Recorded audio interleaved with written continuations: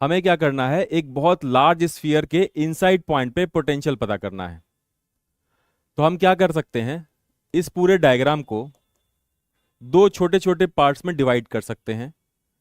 ये बड़ा सा स्फीयर एक ऐसे स्फीयर से बना हुआ है जिसकी रेडियस है r, और फिर एक ऐसे हॉलो स्फीयर से बना हुआ है जिसकी इनसाइड रेडियस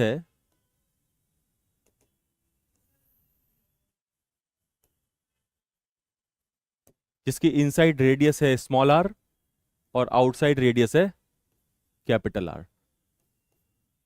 इसका मतलब क्या है समझने की कोशिश करते हैं। देखो आप, ये जो बड़ा वाला जो स्फीयर है इसके हर जगह पे क्या है, चार्ज है। क्यों ऐसा? क्योंकि स्फीयर कैसा है भाई, नॉन कंडक्टिंग है। तो हमें क्या करना है, इनसाइड पॉइंट पे पोटेंशियल फाइंड आउट करने के लिए इस स्फीयर को दो हिस्सों में बांट देना है। ये एक ऐसा स्फीयर बनेगा जो कि सॉलिड है और उसके अंदर चार्जेस भरे हुए हैं, और फिर एक ऐसा हॉलो स्फीयर है जिसकी इनसाइड रेडियस है स्मॉल r और आउटसाइड रेडियस है कैपिटल R।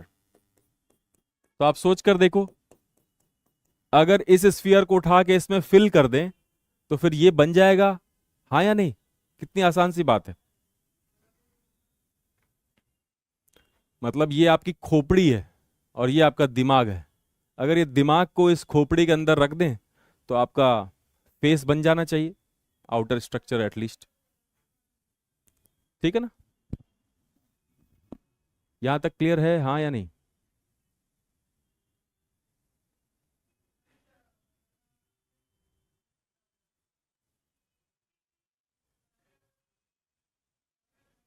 यहां तक की बात समझ में आ रही है, हाँ या नहीं? कि ये जो सॉलिड स्फीयर है इसे हमने दो हिस्से में डिवाइड कर दिया। एक ऐसा स्फीयर जिसका रेडियस है स्मॉल r, और एक ऐसा स्फीयर जिसका इनर रेडियस है स्मॉल r और आउटर रेडियस है कैपिटल R। क्या यहां तक की बात समझ में आई है? ध्यान से देखिए।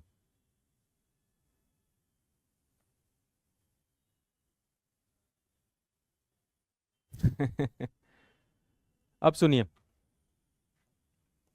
पोटेंशियल चूंकि स्केलर क्वांटिटी है, इसका मतलब क्या है कि इस स्फीयर की वजह से यहां पोटेंशियल अगर V1 है और इस हॉलो स्फीयर की वजह से यहां अगर पोटेंशियल V2 है, तो इन दोनों को अगर जोड़ दें तो यहां पे पोटेंशियल V पता लग जाएगा। यानी कि V बराबर क्या होगा, V1 प्लस V2। चूंकि ये स्केलर क्वांटिटी है तो इसलिए इसको सिंपल वे में जोड़ा जा सकता है। तो हमें करना क्या है, टारगेट पहले समझना बहुत जरूरी है कुछ भी अचीव करने से पहले। तो टारगेट क्या है हमारा, इस छोटे स्फीयर की वजह से पोटेंशियल बताएंगे V1, इस वाले स्फीयर की वजह से पोटेंशियल बताएंगे V2, और उन दोनों को जोड़कर यहां का पोटेंशियल बता देंगे V। नॉन कंडक्टिंग है तो प्लस चार्जेस क्यों नहीं अंदर? है तो हर जगह पे तो प्लस चार्जेस है ही। अरे यही स्फीयर बनाया है हमने, यहां इक्वल टू का साइन लगाया है ना। इसका मतलब क्या है कि इन दोनों को जोड़ करके ये बनाया है। एक बहुत बड़े सॉलिड स्फीयर के अंदर इतने छोटे से पार्ट को अलग रख दिया और बाहर वाले पार्ट को अलग रख दिया है। क्या ये बात समझ में आ रही है आपको कि ये जो है वो सॉलिड स्फीयर है और ये वाला जो है वो हॉलो स्फीयर है? अरे भाई, जहां चार्ज रखा है वहीं तो चार्ज है ना, अंदर तो मास भी नहीं है और चार्ज भी नहीं है। क्या यहां तक की बात क्लियर है? तभी आगे बढ़ पाएंगे। बहुत छोटी सी बात है ये तो।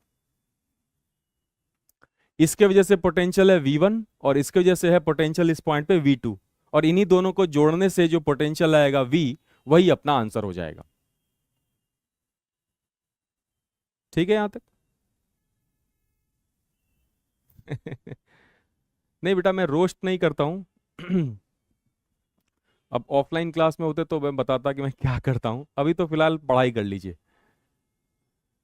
ठीक है, चलिए देखिए, अगर यहां तक की बात समझ में आ गई है तो गारंटी है कि अगली बात भी समझ में आ जाएगी। हॉलो स्फीयर में दो स्फीयर क्यों बनाया? भाई दीपांशु, हॉलो स्फीयर बहुत पतला सा नहीं है, थिक दीवार है उसकी। थिक हॉलो स्फीयर हो सकता है कि नहीं हो सकता है? मोटा हॉलो स्फीयर हो सकता है कि नहीं हो सकता है? ठीक है ना? This is a hollow sphere, thick hollow sphere, जिसकी इनर रेडियस क्या है, स्मॉल r, और आउटर रेडियस क्या है, कैपिटल R। ठीक है यहां तक? चलिए देखिए अब ध्यान से। तो यार यहां पे जो पोटेंशियल है ना V1, इसे हम क्या लिखेंगे? K। और इसके अंदर जो भी चार्ज है यानी कि Q इनक्लोज्ड अपॉन R। क्या ऐसा लिखना चाहिए मुझे? तो अब बात यह आती है कि Q इनक्लोज्ड कैसे फाइंड आउट किया जाए। तो इसका एक बहुत ही सिंपल सा तरीका है कि 4/3 पाई आर क्यूब में चार्ज है Q, है ना? 4/3 पाई आर क्यूब में चार्ज है Q, तो 4/3 पाई स्मॉल आर क्यूब में क्या चार्ज होगा, जैसा हमने पहले भी किया था इलेक्ट्रिक फील्ड के टाइम पे। तो क्या हो जाएगा? Q upon 4/3 pi capital R cube into 4/3 pi small R cube. ऐसा कर सकते हैं हाँ या नहीं? ये यूनिटरी मेथड लगाया है, एक एक नियम भी कहते हैं कुछ लोग इसे।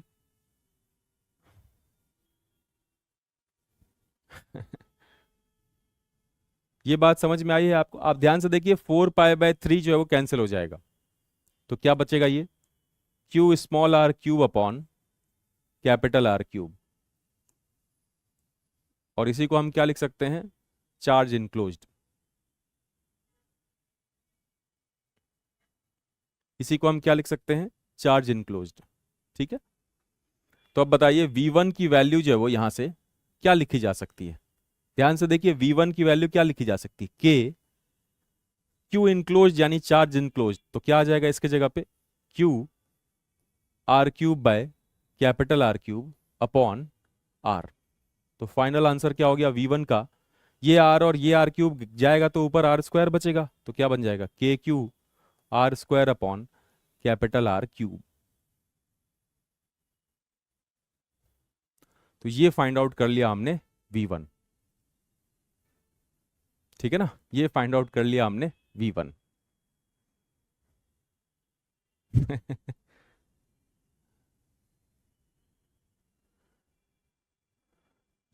ये वाला जो रूल है, ये वाला जो रूल मैंने लिखा है यहाँ पे, क्या ये रूल आपको समझ आया है? ये सिंपल यूनिटरी मेथड लगाया है कि इतने वॉल्यूम में चार्ज इतना है, तो इतने वॉल्यूम में चार्ज कितना होगा। यहां तक की बात अगर समझ ना आई हो तो बताइए, एक बार दोबारा एक्सप्लेन करेंगे, लेकिन ये समझना हमारे लिए बहुत ही जरूरी है।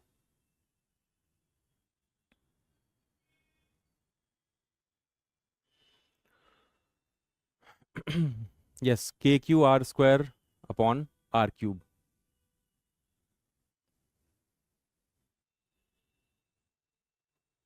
ध्यान रखिए, ये जो Q चार्ज है ये किसका है? टोटल चार्ज है। Q जो है यहां पे क्या है?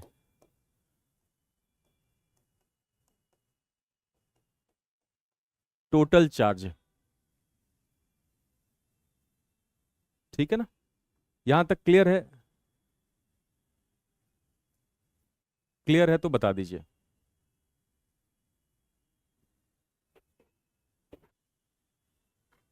ओके।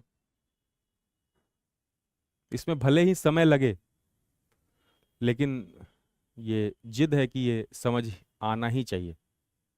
रिपीट करना है, कुलदीप कह रहे हैं रिपीट करना है। और किसी बच्चे को लगता है ऐसा कि रिपीट करना है?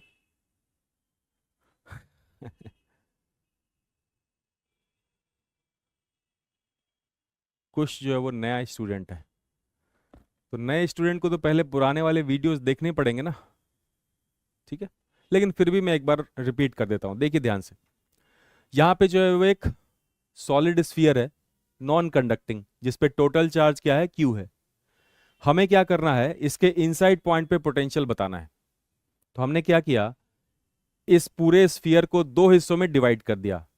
इसके एक अंदर से सॉलिड स्फीयर निकाला और एक हॉलो स्फीयर निकाला जो कि थिक है, जिसका इनर रेडियस है स्मॉल आर और आउटर रेडियस है कैपिटल आर। अब इस स्फीयर के सरफेस पे पोटेंशियल है V1 और इस हॉलो स्फीयर के इस पॉइंट पे पोटेंशियल है V2।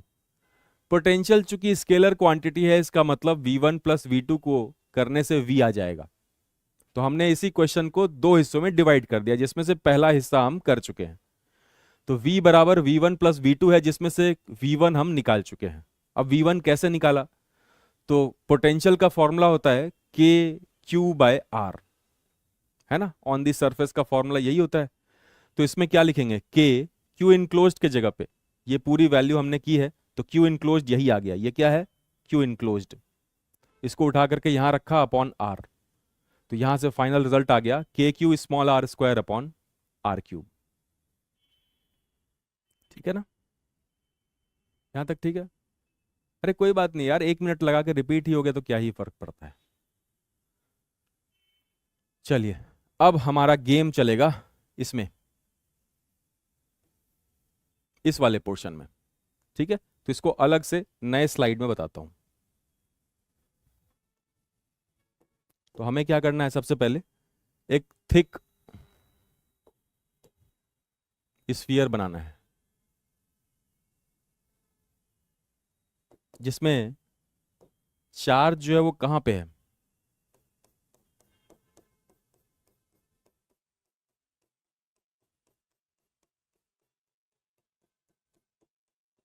इन जगहों पे चार्ज है। इस थिक हॉलो स्फीयर का इनर रेडियस क्या है? Small R. और आउटर रेडियस क्या है? Capital R. इनर रेडियस है स्मॉल आर और आउटर रेडियस है कैपिटल आर। ठीक है, सो द प्रॉब्लम इज कि इस स्फीयर के वजह से इस पॉइंट पे हमें पोटेंशियल निकालना है। अब आप सोच करके देखो, जो स्फीयर है उसे हम अनियन की तरह, प्याज की तरह मान सकते हैं, जिसके अंदर बहुत सारे हॉलो स्फीयर्स होते हैं। एक सॉलिड स्फीयर को बहुत सारे हॉलो स्फीयर्स से बना हुआ मान सकते हैं, जैसा प्याज में होता है ना, एक एक करके छिलका उतारते जाओगे तो दूसरा छिलका आता जाता है। तो उसी तरीके से हमें यहां पे क्या करना है? x दूरी पे dx का एक एलिमेंट लेंगे।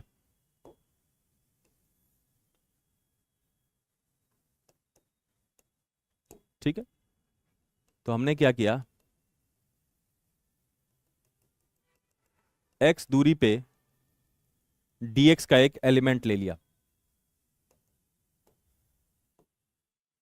तो ये जो दूरी है ये दूरी है x, और ये जो एलिमेंटल रिंग है, सॉरी हॉलो स्फीयर है, इसकी थिकनेस कितनी है? dx। ठीक है ना, ये बात समझ में आ रही है यहां तक?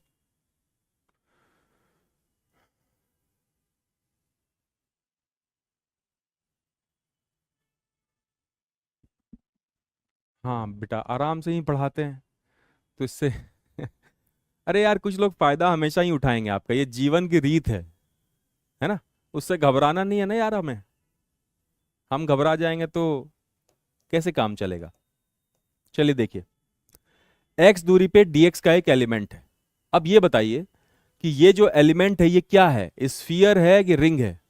बोर्ड पे हो सकता है कि आपको रिंग नजर आ रहा हो, लेकिन अगर ये पूरा सॉलिड स्फीयर है तो सॉलिड स्फीयर का एलिमेंट भी क्या होगा? स्फीयर ही होगा, लेकिन होगा कैसा? Hollow sphere. तो हमें सबसे पहले क्या निकालना है? Volume of elemental sphere. तो आप ये बताइए, x दूरी पे जो स्फीयर हमने बनाया है इसका सरफेस एरिया क्या आ जाएगा? 4π x²।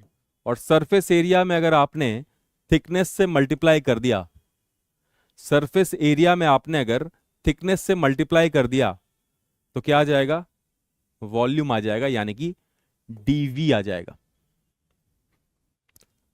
एलिमेंटल स्फीयर के सरफेस एरिया में अगर आपने थिकनेस से मल्टीप्लाई कर दिया तो एरिया इंटू थिकनेस, एरिया होता है मीटर स्क्वायर और थिकनेस होगा मीटर, तो इसकी यूनिट क्या बनेगी? Metre cube. तो इसका मतलब क्या है? इस तरीके से कहानी हो जाएगी आपकी। सही। अब बताइए, इस एलिमेंटल पार्ट पे जो स्मॉल चार्ज आएगा, इसके लिए हमें क्या करना पड़ेगा? चार्ज डेंसिटी डिफाइन करनी होगी यहां पे। ठीक है, वॉल्यूमेट्रिक चार्ज डेंसिटी, यानी कि charge per unit charge per unit length लिखना होगा, चार्ज पर यूनिट एरिया लिखना होगा, या चार्ज पर यूनिट वॉल्यूम लिखना पड़ेगा, पहले ये बता दीजिए। वाह, इसका आंसर तो पहले ही लिखा है किसी ने। Charge per unit area, length या वॉल्यूम? क्योंकि ये वॉल्यूम वाली चीज है ना, तो चार्ज पर यूनिट वॉल्यूम लिखेंगे, ठीक है ना। तो चार्ज पर यूनिट वॉल्यूम को आप मान लो ऐसे सिग्मा से दिखा दिया, sigma coulomb per metre cube. यहां तक ठीक है? हेलो हेलो हेलो, आवाज आ रही है ना प्रॉपरली? हेलो, यस, रो कह सकते हैं इसको। चलो, आपने अगर स्टैंडर्ड बुक में रो पढ़ रखा है तो इसको रो लिख देते हैं, रो कूलम पर मीटर क्यूब। यहां तक ठीक है? अब ठीक है? हेलो, वॉल्यूम का कुछ इशू आ रहा है शायद, बच्चे बोल रहे हैं। हेलो हेलो, मुझे तो लग रहा है कि वॉल्यूम ठीक है, इस पे जो इंडिकेशन आ रहा है तो फुल आ रहा है। यहां तक ठीक है बेटा? चलिए, अब बताइए, ये जो चार्ज पर यूनिट वॉल्यूम है,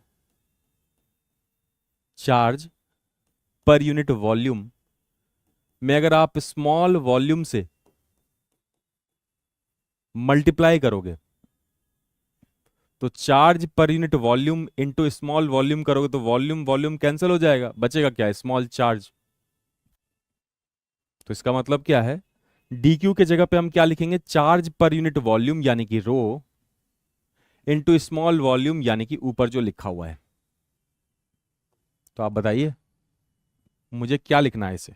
इसे लिखना होगा charge per unit volume into small volume.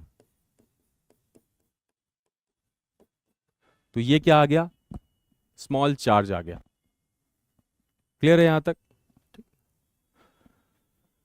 अब बताइए, पोटेंशियल हमें फाइंड आउट करना है यानी कि V2। तो V2 कैसे निकाला जाएगा? इंटीग्रल ऑफ, फॉर्मूला क्या है? के क्यू बाय आर। फॉर्मूला क्या है? के क्यू बाय आर। तो एलिमेंटल स्फीयर का रेडियस क्या है? एक्स है, तो इसलिए लिखा है के डी क्यू बाय आर। यहां तक क्लियर है? अब आपका काम क्या है, इस पूरे वैल्यू को यहां रखो और यहां पे लिमिट जो है कहां से कहां तक लगाओ? स्मॉल आर से कैपिटल आर तक। ये इंटीग्रेशन मुझे करके बताइए, अभी आपके पास 5 मिनट का समय है, ठीक है ना। ये पूरा कचरा यहां रख देना, एक ही एक्स बचेगा। बहुत ही आसान सा डेरिवेशन है, करके बताइए। चार्ज पर यूनिट वॉल्यूम को कुछ ऐसे भी लिखा जा सकता है ना। क्लियर तो है भाई, ये डेरिवेशन हुआ या नहीं हुआ? तो देखिए, इसमें क्या करना होगा कि डी क्यू की जगह पे ये पूरी वैल्यू लिखेंगे, तो आ जाएगा रो 4π x² dx अपॉन x।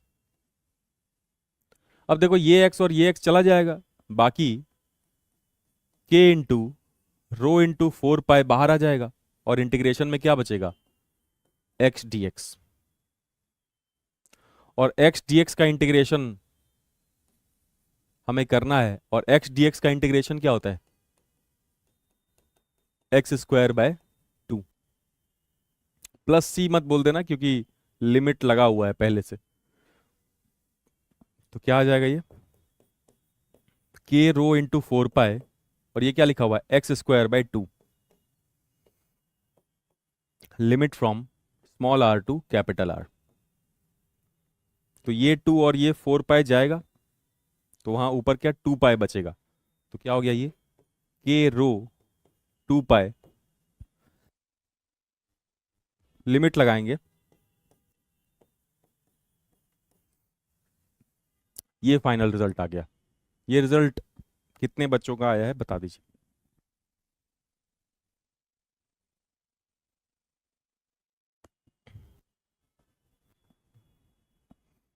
बस वो 2 को 4π से है ना उड़ा दिया है, तो 2π बच गया वहां पे, ये ध्यान रखें।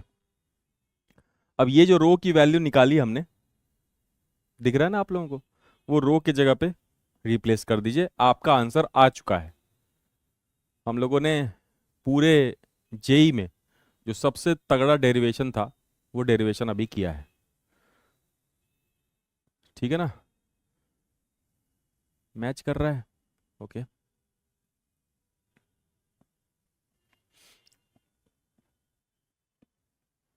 रो के जगह पे Q by 4/3 pi R cube, ये रिप्लेस कर देंगे तो V2 आ जाएगा प्रॉपर वे में, फिर V1 और V2 को जोड़ देंगे। चलिए, तो बताइए, इसके जगह पे अगर मैं चार्ज पर यूनिट वॉल्यूम ऐसा अगर रखता हूं, तो अब आप इसको सॉल्व करके बताइए कि फाइनल रिजल्ट क्या आ रहा है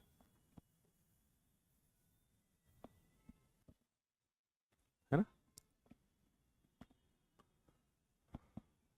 इजी तो इजी लग रहा है ये। अगर बेटा आपको ये इजी लग रहा है ना, तो फिर पूरे जेई में किसी भी डेरिवेशन में कोई दिक्कत नहीं होगी।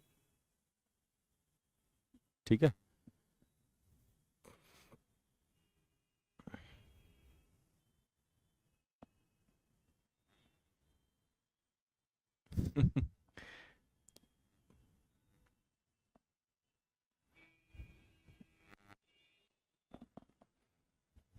उठा ले रे देवा, है, पैसा ही पैसा होगा।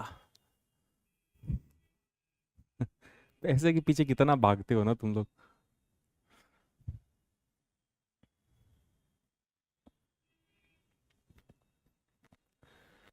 चलिए बता दीजिए V2 की वैल्यू क्या आई है।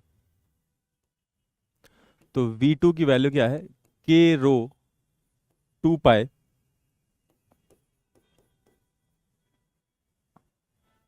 Are square minus small R square, और रो के जगह पे हम रिप्लेस करेंगे Q/4/3 पाई आर क्यूब। तो क्या आ जाएगा, KQ/4 पाई आर क्यूब, और ये 3 जो है ऊपर जाएगा, और यहाँ बचा 2 पाई, और यहाँ पे बचा R square minus R square. ये 2 पाई और 4 पाई जाएगा तो यहाँ 2 बचेगा, तो फाइनल रिजल्ट क्या आ जाएगा, 3/2 KQ/आर cube R square minus R square. ये फाइनल रिजल्ट आ गया V2 का।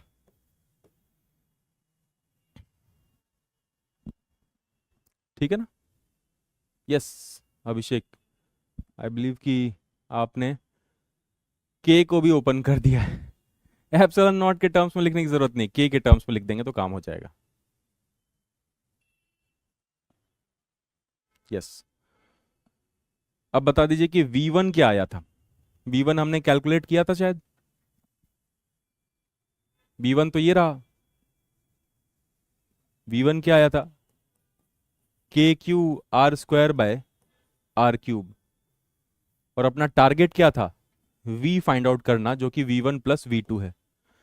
तो इन दोनों में अगर आप ध्यान से देखें तो KQ/r³ ये कॉमन आ जाएगा। तो मुझे सॉल्व करके फाइनल रिजल्ट बताइए। दोनों में जो कॉमन आएगा उसको कॉमन रख लेंगे और बस जोड़ देंगे।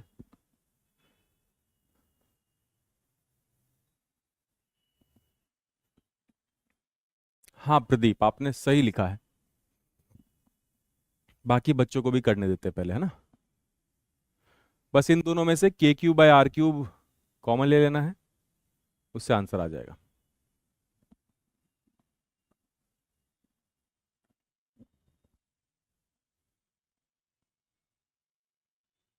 डिफिकल्ट, महा डिफिकल्ट लगता था कि पता नहीं क्या चल रहा है, क्योंकि हमारे टीचर जो बहुत जल्दी जल्दी पढ़ाते थे, तो हमें खुद घर जाके पढ़ना पड़ता था। तो उसी दिन से मैंने शायद प्रण ले लिया था कि मैं जल्दबाजी में तो कभी नहीं पढ़ाऊंगा।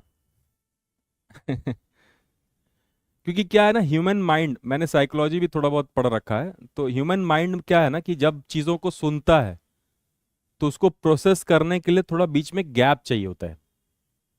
अब कई सारे लोग जो है वो कंटिन्यूअसली बोलते रहते हैं कि आइए हम आपको दिखाते हैं ये कैसे होगा, वो कैसे होगा, और ये हो गया, ये हो गया, वो हो गया। तो इसमें बीच में ना गैप नहीं है, तो आप इसमें सोच ही नहीं पा रहे हैं, और सोच नहीं पा रहे हैं तो सीख नहीं पा रहे हैं। ठीक है।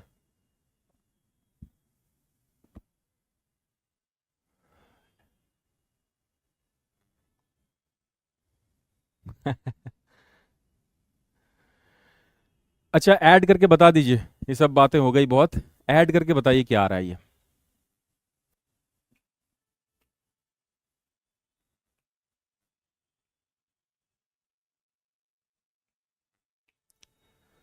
तो हम v की वैल्यू v1 प्लस v2 है, और इसमें अगर हम के क्यूब बाय आर क्यूब को अगर कॉमन ले लें तो यहां से क्या बचेगा, 3/2 R square minus R square, plus यहां क्या बचेगा, आर स्क्वायर। तो इसको अगर सॉल्व किया जाए तो ये क्या आ जाएगा, के क्यूब बाय आर क्यूब। यहाँ पे 2 जो है वो आप एलसीएम ले सकते हैं, तो 3r² minus 3 r² plus 2r²। तो फाइनल रिजल्ट क्या आ जाएगा, ये 2 बाहर आ जाएगा, 3r², तो ये आ गया के क्यूब बाय 2r³। सॉल्व करेंगे तो आ जाएगा 3r² माइनस r²। तो ये सबसे तगड़ा डेरिवेशन है। ठीक है।